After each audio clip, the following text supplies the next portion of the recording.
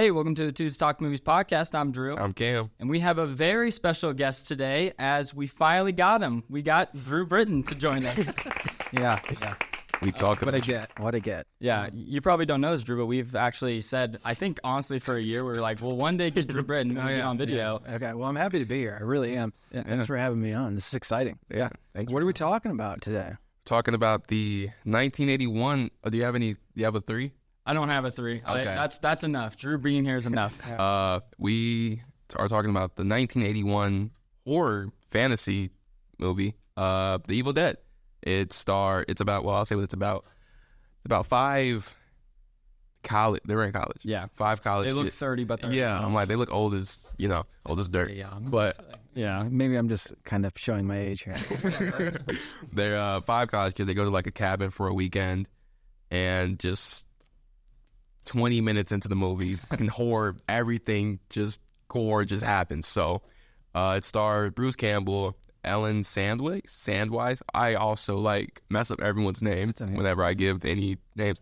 Betsy Baker and Teresa Tilley, and it was directed by Sam Raimi. Mm-hmm. Raimi.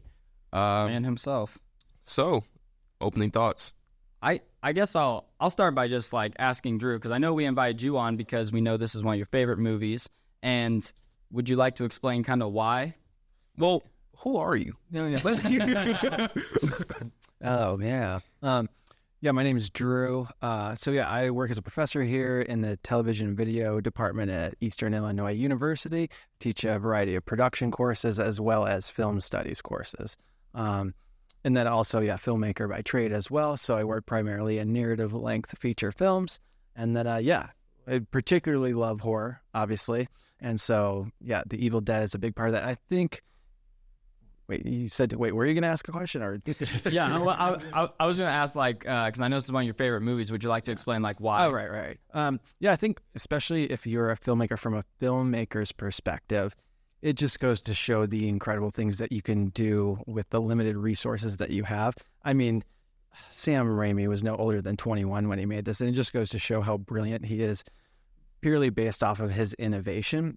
Yes, you can make criticisms of the performances and whatnot, but just what he's able to do cinematically with the camera and with resources that he had, and to turn it into what he turned it into is incredible. Not to mention they went, and I'm sure we'll talk about this as we go on, but just the hell that they went through to make this movie and the brutal conditions that they were in. And to kind of persevere through that, I mean, just so many people would have just given up and thrown in the towel. I mean, this wasn't like a 3-week shoot. This took years for them to make because they had to go back and do all these reshoots that weren't actually in the original location.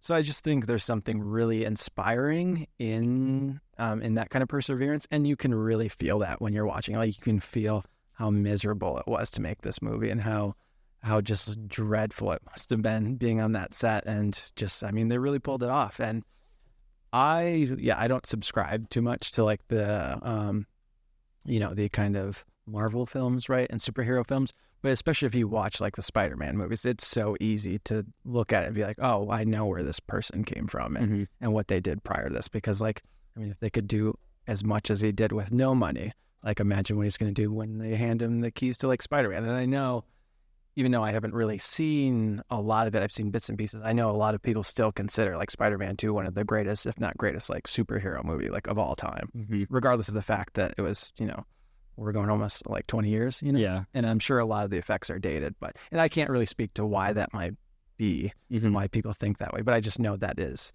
a strong opinion on a lot of people's behalf. You mentioned how, because I researched a little bit about what they went through when they were making it, because the fact that they were actually staying in the cabin that they shot in the entire time. Right. And I think it was a crew of 13 people. Right. And they said that by the end of it, they were all just so annoyed with each other and they were just ready to get the heck out of there. Right. Yeah. And obviously poor diets on top of that. Bruce Campbell has a really funny line where he was talking about how he's 6 weeks into the shoot, someone showed up and they're like, hey guys, I just discovered this great thing called water. Because he was we were just drinking Mellow Yellow the whole time and just using whatever, the only water they had was from the coffee pot and using that to wash their hands.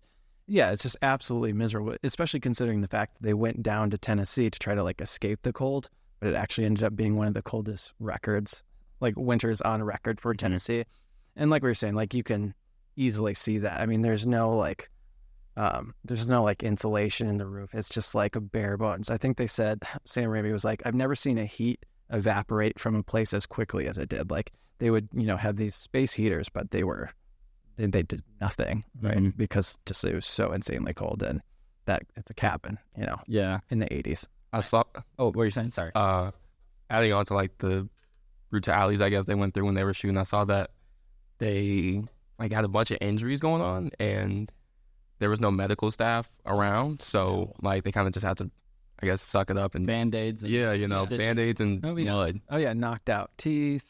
Ripped off eyelashes, I read. Yeah, ripped off. And just like everything they had to do with the contacts is incredible. Yeah. And a lot of those actors kind of like swore off the movie when they were done. But they didn't think, the ironic thing is like they didn't think anything would ever come of this, right? They were just doing it purely for the love of making something. And I know Sam Raimi and Bruce Campbell said they didn't even really enjoy horror movies, but they felt like that was their in because you could do it relatively cheap and they were kind of a hot commodity at the time, right? As they always have been, with the exception of some like lulls in history. But to use that as kind of like their in, right? I mean, it obviously worked out for them, but to actually have to go through what they went through to make it to that point is just like, I don't think many people would be willing to do that, which is great. I mean, that's part of the reason why I do love the movie, is because it is so inspiring in that regard, to say like anytime you're like, oh, well, like, yeah, if you're feeling uninspired, that certainly will turn things around for you. If you're trying to get something made and you're using just whatever you can to get that made. Yeah. I was also going to ask both of you, really, do you think that, because personally I think that the reason it's so scary and it has that kind of creepy factor to me, and at least when I watched it initially, is that it looks so authentic. Like it, right. They're shooting like on bare bones cameras, they're doing everything themselves, and the place just looks like crap. Yeah. I guess I'll ask both of you. Do you kind of find that, because horror movies look so polished now, right? It looks like, it doesn't look grimy anymore unless you're Rob Zombie, who does it on purpose. Do you think that helps the movie in that sense of it being a horror movie? Cam, it's all you. I'd say yeah. I forgot who said it. It was like a horror movie or a scary movie isn't supposed to be like, it isn't supposed to have good lighting for one. And I think this is like a good example of that, because it obviously looks crappy, so it makes you feel dirty, make me feel dirty watching it, because I'm seeing all the blood go everywhere and all the dirt and all like, I don't know, just like, I don't want to say cheap shots, but just, I guess like you said, the authenticity of it, how like grimy it was being there. So yeah, I think so. Yeah, there's blood flying everywhere. Yeah, and like hands coming out of people's. Yeah, it was just so gory, and I'm just wondering, like, if you were like, how did this like impact the culture that like during that time? Because I don't know what year, you're good at it. What year did original 1981? No, Carrie. Oh, 1976. I'm really good at that, Drew. I know, like, it was like right on you, boom. Yeah. So I know they were saying like Carrie when that first came out, that was like really gory. Yeah. So I wonder how like there was like any correlation between Carrie and this one. Like, was this one just only a little bit like disturbing? I know Stephen King was a big supporter of the film. Yeah. Also, like one of the things, especially when we screen the film, like for the film comm class I teach, is like one of the things I always like try to convince my student of is like look at it through the eyes of what was going on at the time. Like you can watch Evil Dead now, and even now it's pretty disgusting. But certainly we've seen so many things that have come out since, especially by today's standards. It's pretty tame, right? Mm. But that kind of material just like wasn't coming out back then, and that's why it was part of. There was this collection of film called the Video Nasties, which was a collection of banned films out of the UK, in which basically if they were labeled a video nasty, it was essentially like illegal and you couldn't find it. And Evil Dead was one of them, amongst a number of other like Italian horror films, Cannibal Holocaust. That's a whole other story too. But yeah, and like what you're saying, like there's no what feels like 3-point lighting. They just had and there's no practical lights on set because they didn't have running electricity. So it's just all like set lights that they're using like as part of the film gear to act as if there are lights in the scene. So that's why everything just feels so blown out and so bright all the time. Like you were talking about like I call it the Netflix sheen, where everything is just like so clean. Like, I mean, we're talking about like 16 millimeter, not even like 35 millimeter that they're shooting on. And there's some like instances like on the Blu-ray I have, like you can watch it in the original like 4:3, where it's like lopped off on the side, so it's not the beautiful like 1.8.5 or like widescreen. And that even adds more to what you're saying, because you're just like, oh, wow, this really looks homemade, because it doesn't look like a quote unquote like traditional movie, which would be like widescreen, and which would be traditionally like 35 millimeter, which is like Rob Zombie now is like he intentionally tries to make it look like 16 millimeter, or he'll shoot on 16 millimeter as opposed to shooting like digitally. Yeah, I gotta wonder if I was them. I don't know why the heck they thought going to that cabin was like cool. Like I would walk in there and just want to leave, because there's like no furniture, Right. and the furniture they have looks just ruined. Hey, they're poor college kids. I mean, like that's what they have available to them. Yeah, they're eating like KFC, I think, in the kitchen and everything. And I also was gonna mention that they have a little nod. I think it's this one where they have a nod to Wes Craven, where they have the little Freddy Krueger claw glove in the basement, I believe. Or no, The Hills Have Eyes. The poster. Yeah, the poster, yeah. I think that comes in the second one, where they have that glove in the warehouse. And so, yeah, from what I gathered from it, like, because Bruce Campbell and Sam Raimi knew each other prior, and they were like friends. Yeah. And, you know, they made a short film called Within the Woods. Yeah. They made 2 years prior, or 3 years prior, to kind of just like get their names out there and kind of show people what they can make. But like you said earlier, Drew, they tried to pitch to everyone, and no one would take it. Which is understandable, too. I mean, you've got a couple of 20-year-old kids that are going out to make a horror film. The fact that they got anybody involved to support them, like, that's incredible. And, you know, more power. Especially, like, at that time. Yeah, absolutely. I mean, just like, again, it goes back to that drive and that perseverance of just like, what are you willing to sacrifice in order to like get what you want? And they wanted to become filmmakers. They wanted to make a living in it. And I think every bit of that is earned in watching this movie, regardless of whether or not you like the movie. And yes, it is disgusting, but you know, whether or not you can find value or just have fun with that is kind of like half that journey in watching that movie, right? Yeah, I was gonna ask both of you, actually, because I know you just finished it like right before we got on here, and then it's been a very hectic day. Yeah, exactly. And when I was first watching it initially, I thought to myself, I really don't know like who's gonna make it at the end. Yeah, and I think that's interesting, because now in horror movies, even like at the time, you always got like introduced to the main person, and you just knew they were gonna make it at the end, right? Be the last girl. When I'm watching this, I'm like, Ash is kind of a wimp. Yeah, right. Yeah. And I think it's interesting to see kind of how, because his friend, I think, is Scott in the movie. And I, you know, when I'm watching it for the first time, I'm thinking like, oh, he's going to be the one that's going to be the main guy. And then it's like, oh, wait, Ash? Yeah. Were you thinking the same thing when you watch it from both of you? Oh, yeah. Go first. I mean, and that's what part of the fun of the movie is, especially if you know the franchise and where it ends up going. In the second one, he starts to become that hero, and then the third one is he's basically just a comic book hero in Army of Darkness, and certainly into the show they do that. But yeah, it's really fun to watch how much of a coward he is and how many shelves fall on him throughout the course of the first one. Yeah, he's not your typical hero, right? And you would expect him, especially at that time, to either been Scotty or a final girl, but to have a final boy in the form of Ash, like, yeah, it's at the time, again, contextually speaking, like that just was very rare, and movies weren't done like that, right? And now it's commonplace because everything's been done, right? Yeah, and I thought it was like, I'm terrible at guessing who's gonna like be the winner, who's gonna like be the last person alive. So I've always tried not to guess, but I guess in horror, well, not horror, but I think in this one I kind of thought it was gonna be a girl, because that's what I'm seeing more right today. Women just being the outland or the last person started. Yeah. So if I had to, I'm only saying this like right now because I didn't think of it beforehand, because I learned at a very early age. I am terrible at guessing. Even in the most obvious movies, I can't say who's gonna. I'm like, I don't know, and then like the person I picked dies like 20 minutes later. Right. But I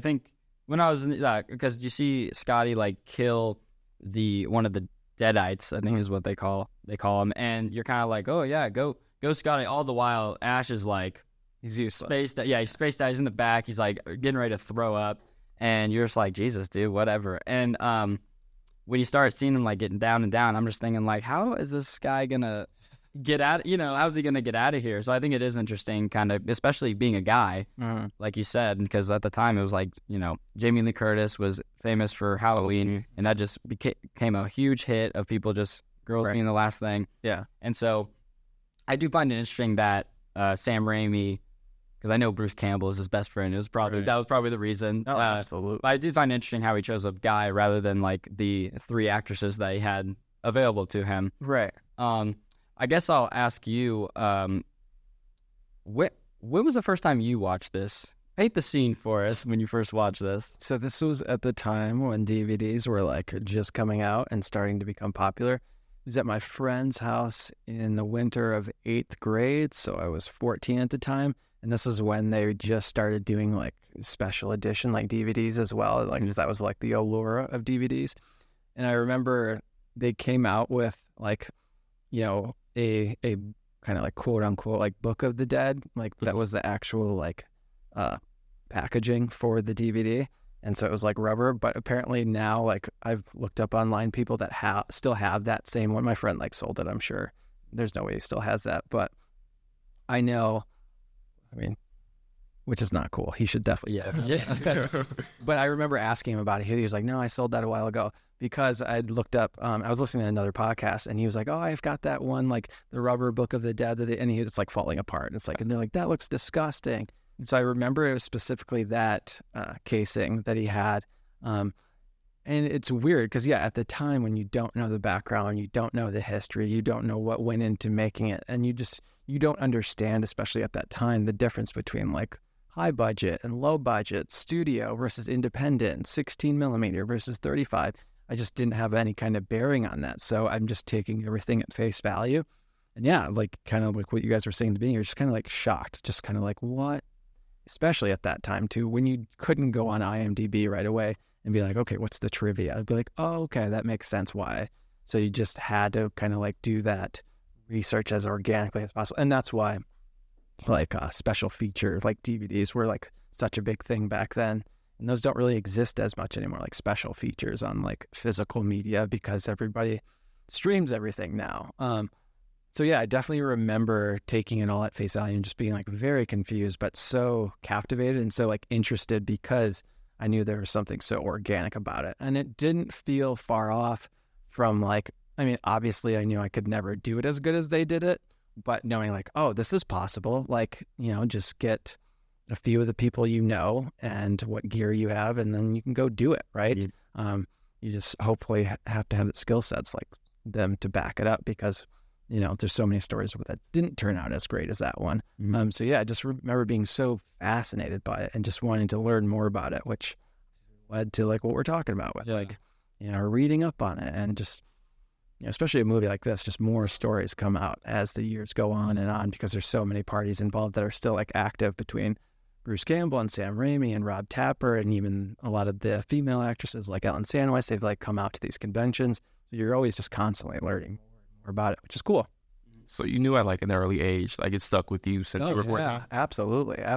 You know it's going to be one of your favorites like for the rest of your life. Yeah, maybe not that so much, but and I think that's what kind of the best favorite films that you have do is like they don't necessarily start off as being like, oh, this is one of my favorites. Like I feel like the ones that I still love were always movies that like initially I'm like, like, but it's sticking with me and I don't know how I feel about it. And then I'll watch it again and I'll watch it again.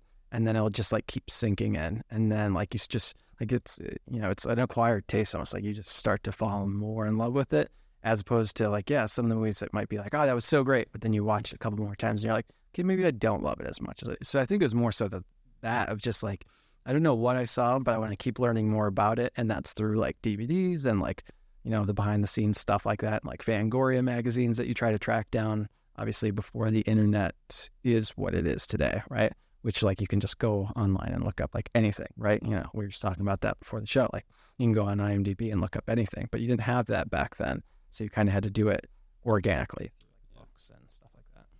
I just stick, you got it. What were you saying? Sorry. Did it stick with you? Like, I know you had this Yeah. poster before we even did the podcast. Yeah, But well, I think I watched this back when I was in middle school, I think. I watched it then, and it was kind of similar to what Drew said, where I was watching it, and I was thinking to myself, I'm like, wow. Well, first, to be honest, I was like, wow, this looks like crap. But then I was watching it, and, you know, that's kind of when I was, like, first kind of getting into film and everything.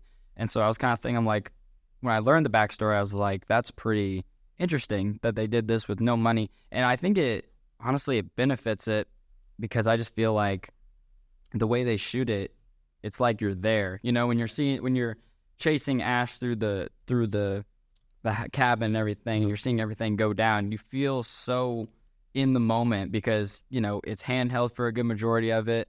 When it's dark outside, it's dark. Like, you can barely see anything. And, you know, I just feel like it gives that more in the moment feel, kind of that panic, frantic feel that, like, helps the movie out a lot, especially in those scenes where it's like POV shots of the dead, basically, through the woods and everything. Yeah. Which I initially thought was just a guy with a camera just running, which I guess they put the camera on, like, plywood. 2x4s, yeah. Yeah, 2x4s, and then they had two people on each side of it, and they're just running through the woods, which I would love to see the behind the scenes of that. Yeah, and just that's innovation right there, right? Mhm. You know, it's like, I think the best stuff is a result of people who didn't have all the resources, right? Would that film be as effective if they had been giving the same budget as The Exorcist? Like, I don't know. Like, maybe, but maybe not. But I think part of that kind of realism to it, and at the same time, when it's mixed with this, like, surrealism, especially once you get towards the ending, when you get into the stop motion, the claymation, it's so out of control at that point. And yeah, I think it's one of those ideas of just like a filmmaker who's willing to subject you to like anything. And that can be really fun for people, and that can also be really scary as you're watching, because you just, you know, especially after you get to the tree rape scene, you're kind of just thinking like, okay, this filmmaker is going to show us whatever the hell they want. And you kind of got to be, what I always say is the get off the ride moment. There's always a moment in every single movie where I call it the get off the ride moment, where you are either with it or you're out, right? And that's definitely that moment that will either turn you off, or even if you are repulsed by it, which rightfully so you should be, you're just intrigued by the direction that this movie's already going, especially at that point where, like, if they're willing to subject us to this at this point in the movie, where else is it going to go?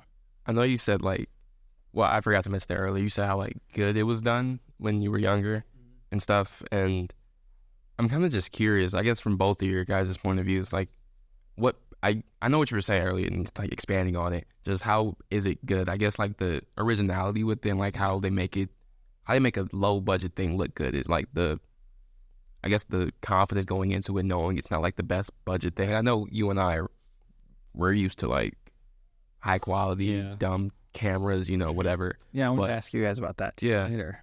Okay, but yeah, you can go now, then we'll just respond.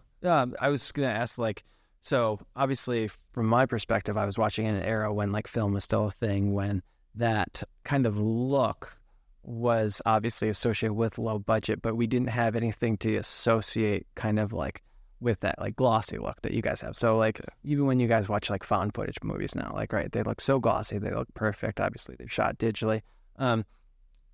So when going back and watching something like Evil Dead after you've been inundated with the way things are made now, is that kind of a detractor for you? And does that take you out of the movie considering the way it looks and the way it feels?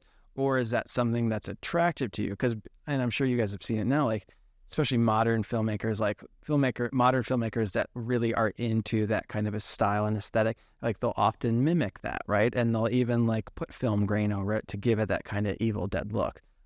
Do you notice things like that? And do you notice, like, in going back to watch Evil Dead, like, oh, wow, this looks so much different than what I'm used to seeing, regardless of how conscious you are of, like, the year? Yeah. I think for me, I personally saw the difference between other horror movies by like how it obviously looks, but I think also the way it's shot. Because Sam Raimi really shoots in ways that really is very strange. Like, he shoots, like, when they're in the car on the way there, he shoots a like upward shots towards them, and then when he later when Ash is going downstairs, we're seeing like under the stairway him crawling. Right. And it's just the way they use such a, I can assume, tight and uncomfortable space, but still managing to find those creative shots that make you feel like Ash is being watched or something's just not right. Yeah. That's kind of what I noticed when I first watched it, and I think it really did make me see it as this movie that, you know, despite being obviously low budget, it's doing things creatively that benefits the story. Right. I'd say I like watching movies that look different than what I'm like typically used to. I don't want to say like I don't want it to sound like I'm only into like unique, you know, abstract things or low, you know, but I guess I can get to try different things. Like I've watched like the typical movie always has like good quality, whatever. So it's cool to like go back and see what like my parents were watching, you know, and like, you know, they talk about old video game systems coming out, like, oh my God, that looks so real. You know, it's like 4 pixels on a character, but today, you know, you have like Face ID or whatever. So I think going back and watching it and just, I guess it's kind of like a respect thing just to see like, because I don't know, I love movies. Like I talk about them all day long, but I don't go back enough to see where we started. And I think you took the class too. It was, I forgot what teacher it was. Street cinema. It was online. You have to, it was that. And we started with the original, like first movie, and it was black. Dr. Caligari? Something like that. I think. The Cabinet Dr. Caligari? Yeah. And I was just going back and seeing, and although I didn't really like the movie, it was like some random piece of, I forgot what the first thing we watched was. It was just a random, it was like a bunch of videos, and the description on it said just random stuff. Do you think that's because you've been so exposed to all these movies that are like bombastic and you know, all these lights and all this huge budget and stuff? Like, I've said it before, but my first movie I remember watching was King Kong. And, you know, you see stuff like that at like 3-4 years old. So stuff like this is kind of unique to me. But I know I'm getting all off topic. But in simple words, I do like how bad it looks because, and I guess I'll just try to bring it back there because you get to see where it started from and how like popular it is and has like this cult following behind it.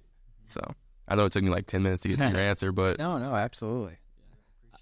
I think another thing that benefits the movie as a whole is, you know, I know you like 90 minutes, Drew, 90-minute movies. I know we love 90 it. minutes, I'm all in. Yeah, because me and Cam with our schedules, 90 minutes is like we're golden. I think we did like a 3-hour movie a 2.5-hour movie one time on the podcast. which one? We did a couple trilogies. We did the Dark Knight trilogy. And that took like an hour to get through, and we were trying to be brief. we walked in, finished it, and then like started recording because we just had no time. But when you watch the movie, it's like it gets like going right away. Like they find the tape recorder thing that like summons it like that. Yeah. And you know it, and you're watching, and you're just like, oh, we're going in. People are getting picked off one by one. Pencils in the ankles, which made me cringe when I watched it for the first time. Just digging it in. What did you think that also benefits? Do you think if this movie perhaps was 30 minutes longer, would that be detrimental to the overall story? I think some amazing things can come out of not being an expert at something, and that was certainly the case in what they had been doing, is because they didn't know what they were doing, and so they were just, you know, as baptism by fire, right?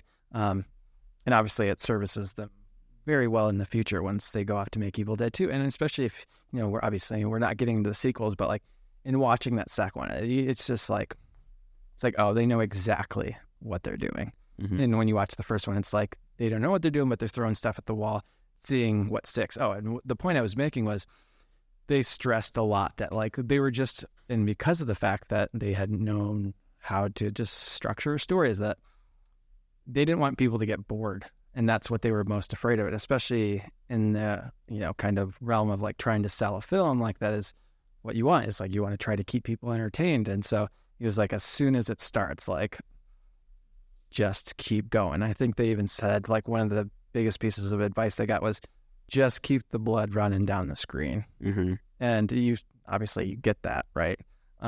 So yeah, there's definitely this feeling of like you feel very assaulted by the end of it, but in a good way. Like you feel like you got beat up. Yeah. But that's what a lot of great horror films do, and that can be cathartic for some people, but that can also be just stressful for some people too. But also, if you're in the realm of filmmaking, that can also be very exciting because you see everything that they're able to do. You're talking about the shots and stuff, like literally every single shot that you can think of, it's in this movie. Mm-hmm. Every single shot, from low angles to high angles to tracking to pushings to follows, like they just threw everything. And they're like, I think for a movie like this, it's very appropriate, right? And we always talk about that in classes, like what's appropriate for the story you want to tell. And like you should always be conscious of like what shots you are conducting to service that story. But in the case of this, it's like, yeah, that makes sense. Just do literally everything. Mm-hmm. Yeah. Because it kind of like warrants that. And I think it earns that, certainly. Mm-hmm. Yeah. Cam, did you think when you were watching it at the end where it's just just screaming for like 7 minutes of it, and blood going everywhere. There's so much going on. Did you also feel what Drew was saying? Like you felt like you were just getting assaulted and beat up? Because I know I was kind of there when you were watching it. Yeah.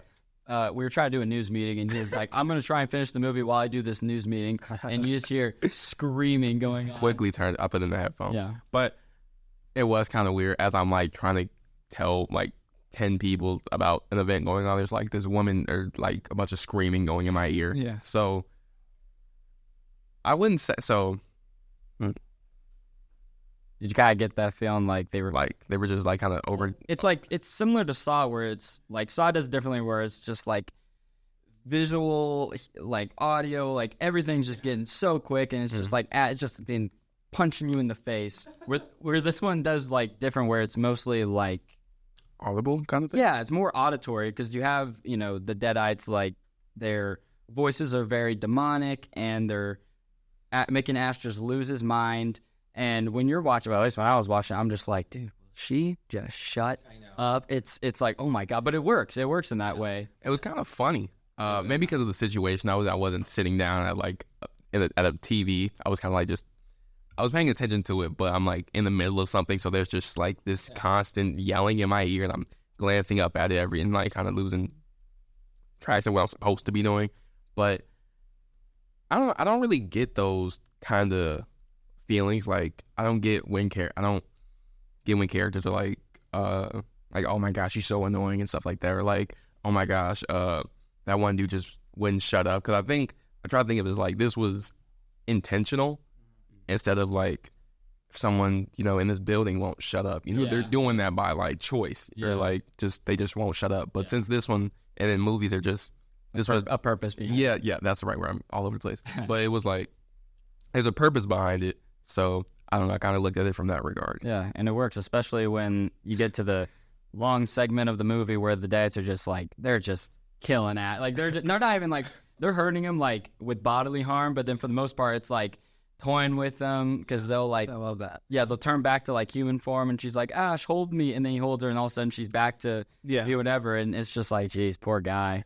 Did you like how like quickly it started?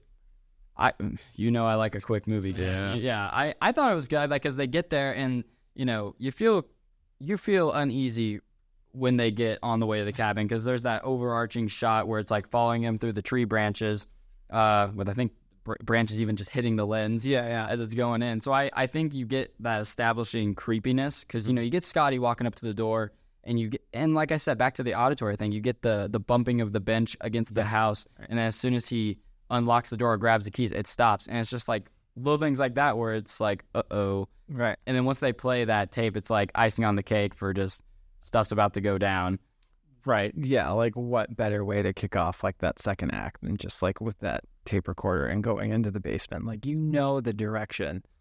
You know where it's going. It's just a matter of like how are they going to show you? Yeah. You're right. I mean, yeah, especially when you walk into a movie called The Evil Dead, like you're kind of asking for it, right? And especially once you've heard what you've heard from reading the movie is like, I think if you weren't given what you were given, it'd almost be a disappointment. And I think it still holds up because of everything we've been talking about, from the innovation and stuff like that. And yeah, like I love performance more than anything in the movie, but like, in a movie like this, like that isn't what is so important, right? I think, that might help sell like the convincing of like the performances and whatnot. The performances... Right, but they know that, right? Yeah, they know what they're doing with that. And you can certainly tell and see how much Bruce Campbell has grown over time. Like, he's a very, like, especially watching him in the show, like, he's a good actor now, like, and he has range. But even at that, like, when they were shooting it back in 1979, 1980, they're amateurs, right? Like, and you can see that even with Sam Raimi's directing, like, they just... Again, I use that expression like baptism by fire, right? Like, yeah, I was looking. That was kind of I've never heard that. That was a hard line. Yeah, baptism by fire. That sounds kind of cool. We'll put that in like the tag of the video. Yeah. But yeah, what better way to be indoctrinated into like the world of filmmaking than with a project like this, right? Yeah, I actually, because I remember watching the scene where he gets the shelf thrown on him and he's like, he can't get underneath. Yeah. And I'm watching it, and I don't know if you thought the same way, but I'm just like, dude, it's like the thinnest wood.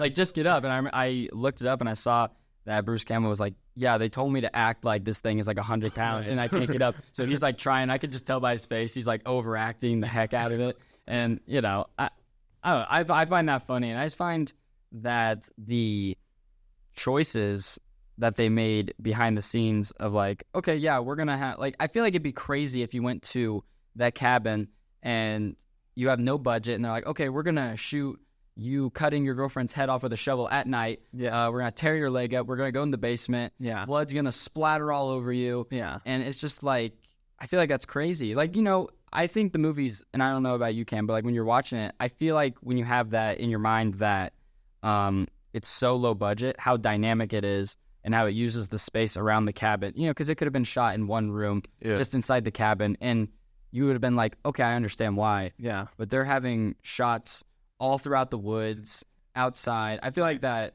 they took that extra mile and it works. You know? It's funny because we talked about The Room like 2 weeks ago, and how low budget. Well, not even low budget. I had like how decently budgeted it was for Tommy Wiseau, you know, because he was like $6 million. Yeah, and like we're talking about how bad this looks. How bad it how is. flat it looks. Yeah, and just the comparison between this actually looks like god awful, but this one look like this one looks more visually interesting. Yeah, as opposed to The Room has a budget behind it, and still it feels like soap opera-ish. Yeah. Soap opera. Like it seems so. Oh, at least it's soap. I thought you said soap opera-ish. I'm like, what does opera-ish mean? Yeah, I'm just saying random words over here. Yeah. It feels lived in though. To your guys' point. So that's one thing when we talk about like in our film comm class, it's like atmosphere. You know, is like, does the space feel lived in? And as cheap as Evil Dead is, like, yeah, they're on a real location. You're really in the woods in a real cabin. When you open that cabin door and you look out, like you're in the woods, right? Versus like The Room, that's entirely done on sound stages with artificial lighting, like that stuff. Like even if you're masking the idea of a fourth wall and the fact that they are on a sound stage, like there's just something very tangible about watching a film like Evil Dead that's shot on a real location that feels like those people are really like. Even scenes inside, like maybe not so much inside, but definitely when they're outside, like you can see their breath and you just know they're cold. Especially that scene where Cheryl's running through in her gown and getting like, you know, the trees ripping her gown off. Like, you know, that actress is just miserable. Yeah. I can say that scene to me, hard to watch. It's hard to watch, and it's like one of those things, because I know we were making not jokes, but we were saying like, I can imagine Sam Raimi was like, okay, yeah, we're gonna get the car, go driving up, you know, we're gonna get the deadites and everything. Yeah, you're gonna run to the woods. Yeah, we'll deal with that later. And I'm just like I feel like having a low budget, and Sam Raimi's like, yeah, we're gonna do this. I feel like that's crazy to do that. Yeah, and it looks realistic. Like you can actually like feel like those are real, because just going around her and pulling her around. I'm like, up again. Yeah, like it's what. And so Sam Raimi was also a magician, so he just knew of these ways to make, you know, to the illusion, to create that illusion. So just even things now that seem so common and seem like something you would do in like, you know, a freshman year video of just like, oh, let's reverse the footage. But like people weren't doing that. So when it's like, okay, well, let's wrap the vines around her arm, and then what we'll do is we'll just pull them off like really quickly, and then we'll reverse the footage so it looks like they're wrapping. It's like people weren't doing stuff like that. Yeah. I guess I have to say, Drew, and I have to say, Cam, there is one scene, I love the movie. There's one scene that I just hate. And it is the scene where Ash is pretending to be asleep on the couch, and his girlfriend comes in, and it's like close up on his eyes, like closing it, looking over. She's closing it, looking over. And then I'm just like, the box. I'm like, I feel like they're even those two, not maybe the actors, but those characters. I feel like they're self-aware of the cheesiness, because they're like, oh, and it has like the music in the background, and like the necklace, and I just know that necklace is gonna come back at some point. And I guess that can lead us in, because we talked about the middle section where the Deadites are just torturing Ash, and then like everything breaks loose at the end, and they're just tearing him apart, and Scotty's attacking him, which I think is probably the most impressive part of the movie in terms of visual effects, special effects, and just, I mean, like it's intense, and there's just so much there's just so much in that scene, right? Where I feel like they exhausted all their budget into that scene because of the special effects. What did you two think of that scene in general? I mean, yeah, again, it's like the innovation. So like one of the things, we were talking a lot about like liquids, right? There's just there's so many liquids going on in this movie. Gross. And Just yeah. And what would seem like a restriction in terms of his creativity and like his concern was because they wanted to get this into theaters was like, okay, we don't want to get an X rating, right? And this is well before like ratings don't even matter nowadays, right? But back then, like ratings were so important because like if you got an X rating, your movie is very limited to showing on screens. And so that was a concern. He's like, all right, I don't want to have too much blood because we'll definitely. So he's like, well, let's just change the colors. Like, that's why like they're always spewing out like what is actually like 2% milk. And yeah, like when you really look at it, you're like, oh yeah, that's definitely milk. But when you can take yourself out of the idea of making the movie and that low budgetness, it's just like, oh, this feels very surreal. And I think that adds to it. And yeah, like what you're talking about, the Scotty scene, which obviously then eventually leads into the stop motion of just like, again, just household edible items like scrambled eggs. Yeah, eggs. the arm. Yeah. And just mashed potatoes, just things you would sound so dumb as we were pitching it to each other here, but they just work. Mm-hmm. Yeah, and they go all out. They go, because like at one point, and I think even like Ash is sitting there, and it's like, "Are you guys done?" And then it's like hands are coming out, and he's just like, "What is going on?" It's like half of a body with just like I'm assuming like mechanical arms just like going back and forth, and then it falls over, and blood just gets splattered in his face, and I'm just like, dude, I just need him to be like done, like be okay. Right.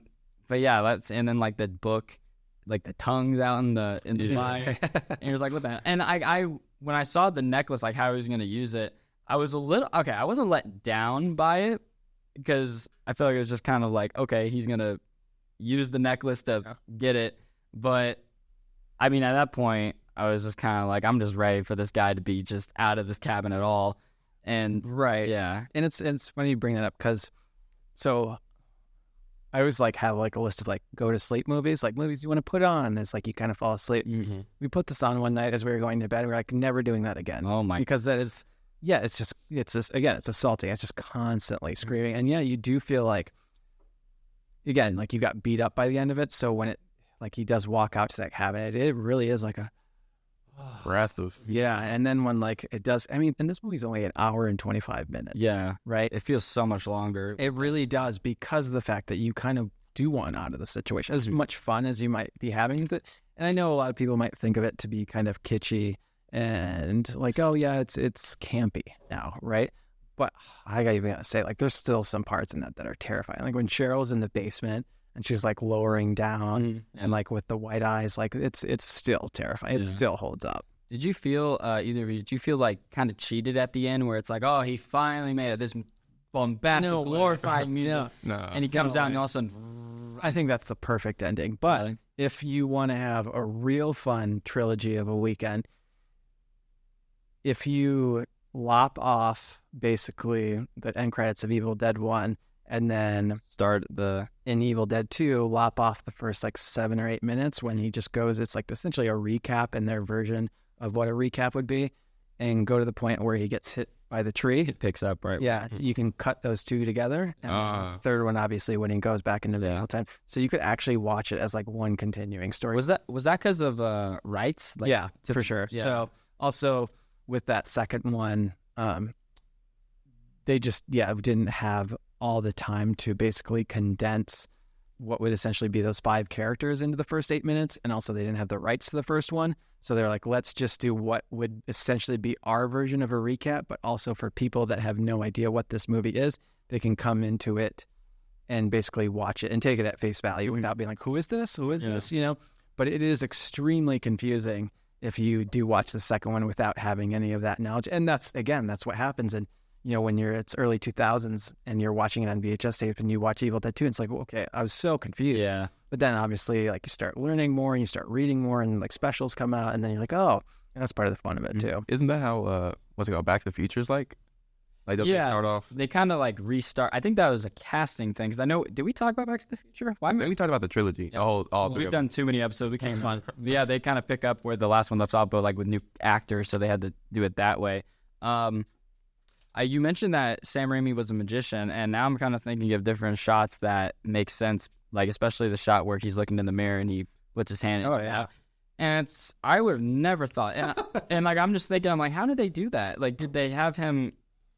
I don't know how they did. It's one of those things where it's like it's just out of nowhere. And of course, Ash is yelling and screaming and shooting at nothing. Yeah. And so it just kind of takes you down this rabbit hole, which is only heightened in the second one of just losing your mind. Yeah. Everything's just going nuts. And especially in the second one where like literally the cabin itself is moving and shaking and everything. And I mean, it's exhausting. It's an exhausting watch. Yeah. And I think what's really interesting is, you feel like in watching that second one that he's saying like, okay, here's everything I would have done in the first one if I had been given the resources to do so. And because they certainly do gravitate more towards comedy in the second one. I mean, it's basically just a black comedy at that point. Yeah. But that's what they want to do. Like they loved Three Stooges and they loved that kind of slapstick humor. And so I certainly appreciate that. And I love that second one. But yeah, there's just something so tangible and so palpable about that first one, knowing like, oh man, like this is what they had though, right? And this is a whole other conversation too, the idea of like going back.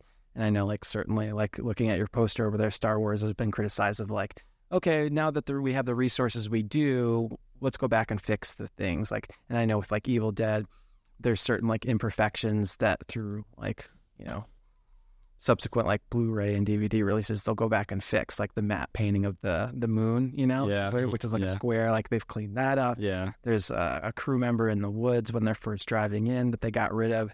And some people really are saying like, oh no, like that's part of what that movie is. Like you can't take that away from what that is, Have you two seen the new one, Evil Dead Rise? Yes, I have not. Me neither.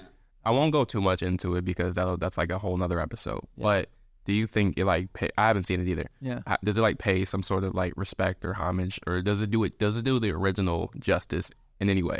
Well, I mean, yeah, we'll talk about it when you're done. Yeah, because I can't say anything and talk about it without.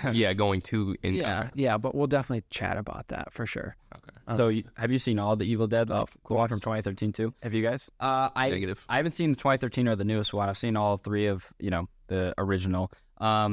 When you initially heard that there was going to be a remake, were you kind of upset? Because like we've mentioned multiple times in the podcast, like they have just that mainstream feel. Right. Were you a little like, oh, they're going to ruin the legacy of Evil Dead? I mean, no, I don't like get uptight about that. It's just like, yeah, they're going to do whatever they want to do with it. And it's more so my big thing is like, if you're doing something different with it, right? And I know that's kind of like the big conversational battle. It's like, oh, well, you can't do something too different because then it strays too far away from like the iconography. If you stay too close to it, then it's a carbon cutout, right? I think, have you seen the 2013 one? No, I haven't. Oh, yeah, and I think they're doing things that are very innovative and very different, and that movie is extremely hardcore. And it's a lot of fun in different ways, and they have a kind of a different twist on the whole objective of going to the cabin and why they're there and what their objective of being at the cabin is. So that's different.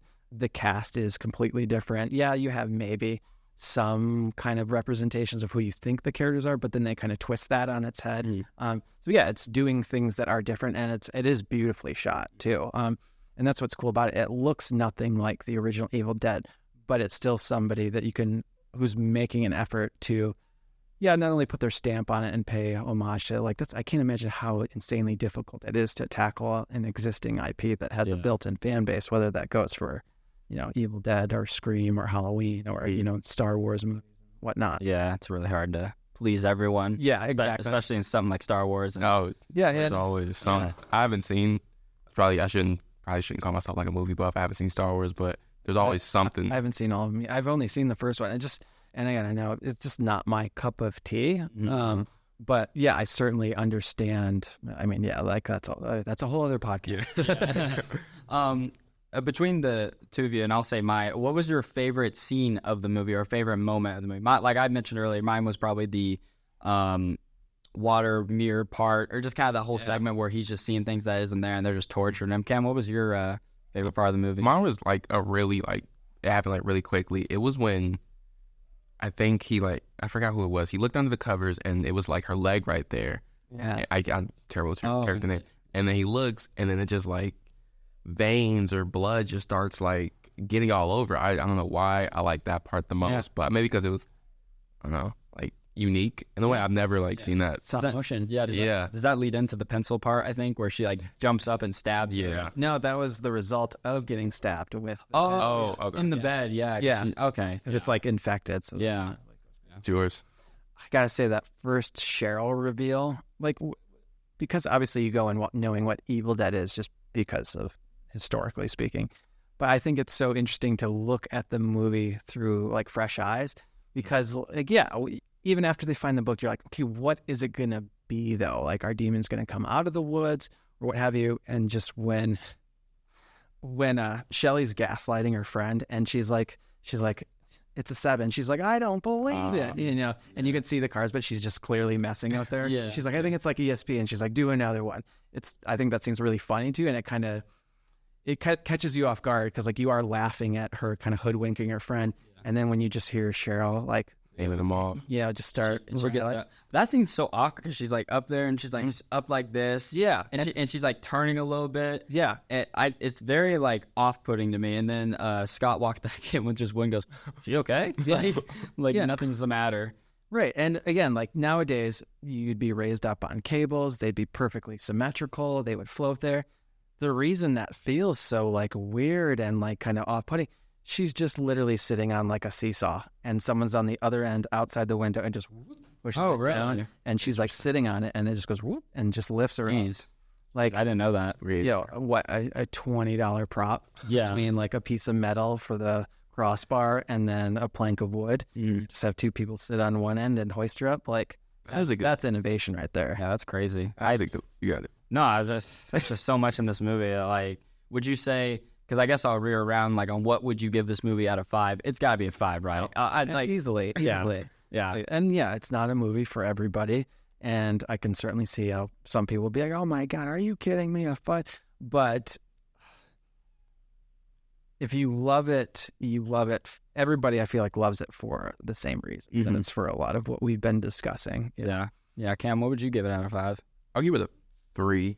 A 3, Cam. Yeah, I don't know. Horror isn't like my thing, and I'm not saying that. Well, I watch horror movies, but it's not like my go-to. Yeah. I watch whatever, whenever. Some of the newer stuff, I might just go back and watch. Some old stuff. Like I really liked. What's Alfred Hitchcock? Go. Yeah, I watched that over the summer. That was great, but I don't know. I don't think I could ever give a horror movie a 5 out of 5 unless it really scared me, and I've been scared from a horror movie since I was like 13. That was some random movie on like Autopsy of Jane Doe. That's a great movie. It's so the quality of the horror movie for you is dependent on how scared you are. That wasn't a criticism. That was a genuine question. like that's your rate. No, I'm genuinely curious. Yes and no. So in this one, I don't really get scared anymore from movies. Don't lie. Yeah, no, but I think a story with it too, because although I did like how we just got straight into it, I didn't mind that there wasn't a direct storyline with it.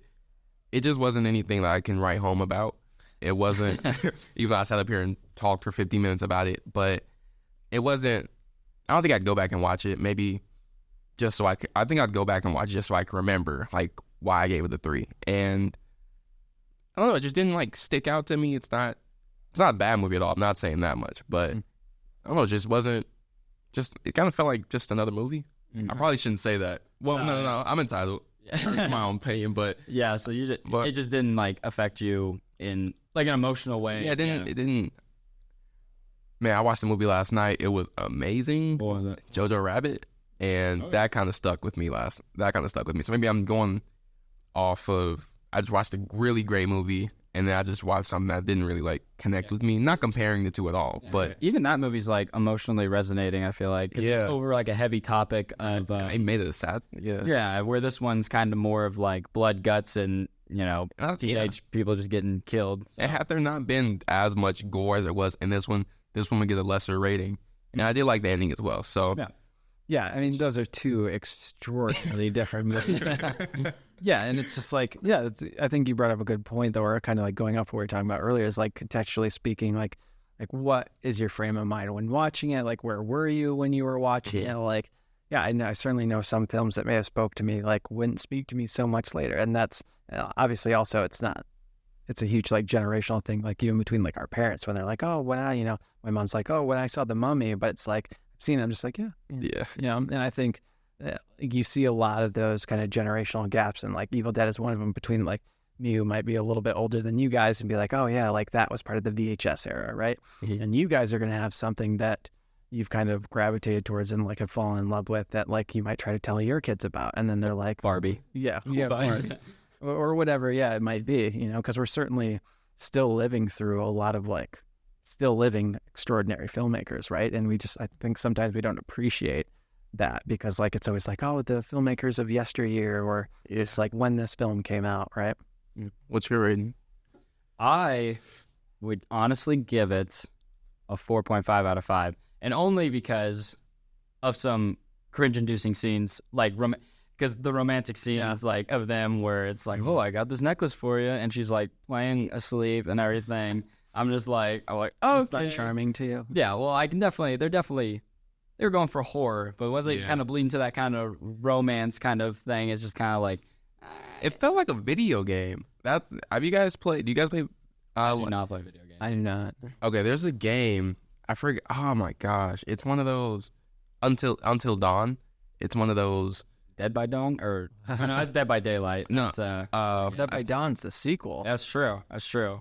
it's one of those. Kind of the same thing. Kids get lost in the woods and they're just trying to find them. And it kind of felt like that because they're all dropping off one by one. It's like a decision making game too. So Gotcha. you go to this character, you can either go left or right, and that dictates if your character lives or dies. Yeah, But gotcha. I don't know. It just kind of felt like that. It probably was inspired by this movie. Probably, to be honest, that way. it was. But I brought it up early. We'll make it quick because we're already at like an hour. Yeah, this would be the last thing. Yeah. We play a game when we remember, and I just so happen to remember today. Drew is really good at remembering movie years, as he proved earlier. So would you like to play our movie game? Yeah, let's do it. All right. So I have a movie, and I guess you can think of one too. I'm god awful at it, so don't expect much out of me. What year did the movie? Let me make sure for myself. Drew, I might defer to you to this one. You know the years. Okay. Yeah. Okay. What year did Gangs of New York come out? I'd have to guess now. I mean, I know. Obviously, What? my guess. See if I'm gonna say. You go. 2002. Okay. Final answer? I was gonna. I mean, obviously you're right. I would have said 2004 if I'm being honest. Okay. Yeah, it was 02. Okay. Yeah. What can I say? Yeah. What year? Man, I don't know. I suck, man. I've won No like offense, twice. Cam. No offense, Cam. I know. But I know. Yeah. No, because it's not a competition. He stopped me like once, I think, and I was really upset about it. But what Rob year- stopped you too. He did. He watched movies that no one's seen. So okay. So what year was the movie? I'm trying to think of movies that I'll give you an easy one. How about that? I'll give it. What year was Friday the 13th made? Oh, 80? 81? What's your final answer, Cam? I'll go, or maybe it's 74. Don't overthink it. Don't know where that came from. I'll go 80. Solid. 80. You're right. You're right. Oh, Yeah. okay, it's cool. 1980. Great. Yeah. Do you have a movie? What year did Evil Dead 2 come out? Do you want to answer or do I answer? I know already, but So we know the first one, depending on what year you're going off of, because they technically premiered it in their hometown, in their theater, so yada, yada, yada. But IMDb, that's what we're going off, the official. We're going off that. It's 1981. So then when did the second one come out? And for extra points, when did Army of Darkness come out? you want to go or do we want me to go? Because I know I'm all right. Of course you do. You know both of them? Yeah. Wow. I'll go. And the only reason is because when I was young, when I was first getting into movies, I'd watch it all on Guide, and I would look at Guide on the TV. Oh, yeah. So I would just see the year, and so Right. I would just memorize them that way. Is that how you know all these years? Yeah. Oh, okay. That makes I sense. don't know. It sucks. I'll give him. I might not be good at math, but what I can do is tell you years. When I first found out he was good at it, I just randomly asked him like 10 movies off the bat, just this, and he always got them. Let me think. I'll say 80. The first one came out in 81. I want to say 83 or 84. I'll go 83. Do you have a guess? Do you have a guess for Army of Darkness? Army of Darkness. That's the third one. Yeah. 80. I say 81, 83. I don't know. Don't forget, this didn't have the immediate IP franchise success that we would usually see. So does that mean there's maybe a bigger gap between? I don't know. I was gonna say 87. It's not like Saw movies where it's every. That's what I was referring to. I'll say 80, or maybe it's all right. 83 for the second one, and then oh god, 03 is like ringing a bell for me. Like for the Army. This usually takes a good portion of our. Yeah, let me just wrap it up. All right, so I'll go 83, and then I'll go 94. Okay, yeah. I'll go 87 and 1992. Oh yeah, you're close on the second one. Wait, what? You said 94. It's 92. Yeah. So I was wrong on both counts. Yeah. Okay. You were closer. I'll never get it, but It's okay, Cam. Maybe you should study the guide too. maybe go back. You just like have nothing going on and just be me and just study movie years. Or what was the expression I used in pop culture? I'm an endless source of useless information. But Yeah, but thank you so much. We appreciate you thanks being for on. having me. We had a This was a great blast. we had a great time. Hopefully, you'd be willing to come back and Yeah, talk about absolutely. some movies. But yeah, that's also Drew is having a costume party next Tuesday, or no, not two Tuesdays. Monday. No. So, Monday. yes. I don't know what I'm talking about. It's Monday, October 30th. So it's hosted by myself and our film communications class, Communications 3530. So yeah, every Monday night we have a screening that's tied into the class and the topic of the week. So I just happened and intentionally scheduled our horror week to be that week. So Monday, October 30th in Buzzard 1501, 6 o'clock, there's pizza and candy. And Even Dead. Yeah, and 6:30 there's a costume contest, $25 gift card, and then at 7 o'clock we are screening the original Evil Dead. Also, if you do have any interest in horror, teaching a horror class, which is a film studies course next spring called The Branches of Horror, which is basically an exploration into different subgenres and movements within the horror genre and how they've affected us culturally, societally. And we do the same thing. We'll watch a film each week related to the subject of the week. It's a lot of fun. We watch a lot of crazy stuff. And so I expect to see you both there. Yeah. I will be there. Cam, I know. I'm trying to get my advisor.